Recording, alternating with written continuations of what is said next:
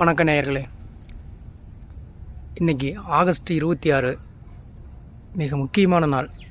2 சிறப்புகளை கொண்டது.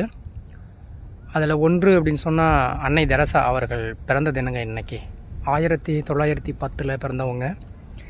வெளிநாட்டில் பிறந்தவங்க நம்ம இந்தியாவுக்கு வந்தாங்க. வந்த பிறகு மதம் பரப்ப வந்தவங்க மதத்தை பரப்புறதை விட்டுட்டு மனித நேயத்தை கையில் எடுத்து மக்களை வாட வைக்கிறதுக்கு மிகப்பெரிய ஒரு தொண்டு செஞ்சாங்க.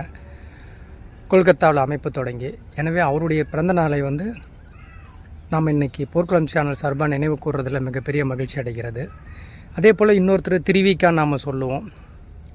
திருவி கல்யாண சுந்தரம் அப்படின்னு சொல்லுவோம். தமிழ் அறிஞர். இவர் இதே ஆகஸ்ட் 26 1883 பிறந்தவர். ஏறத்தாழ 93 வயதுக்கு மேலே வாழ்ந்தவர். இவர் ஒரு மிகப்பெரிய ஒரு தமிழ் அறிஞர். இவர் நிறைய நூல்களை எழுதியிருக்காரு. அரசியல் தொடங்கி ஆன்மீகத்திலிருந்து பொருளாதாரத்திலிருந்து எல்லாமே இவர் நூல்கள் எழுதியிருக்காரு. எனவே இந்த 2 பெரும் தலைவர்களுடைய பிறந்த நாளை நாம் இந்த சேனல் மூலிமா இன்றைக்கி நாம் பதிவிடுறோம். இதனுடைய நோக்கம் என்ன அப்படின்னு பார்த்தோம்னா, நம்ம நிறைய தலைவர்கள் நம்ம குழந்தைங்களுக்கு சொல்லணும்னு நினைப்போம். ஆனால் பல நேரங்களில் மறந்துடுவோம்.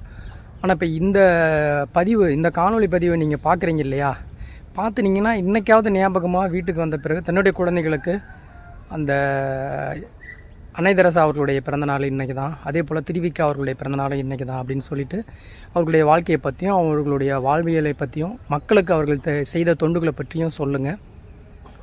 அது குழந்தைங்க தெரிஞ்சுக்கிறதுக்கு இந்த பதிவு ஒரு நல்ல ஒரு காரணமாக அமையட்டும் அப்படின்னு நாம் நினைக்கிறோம். மேலும் மற்றொரு பதிவில் சந்திப்போம். நன்றி, வணக்கம்.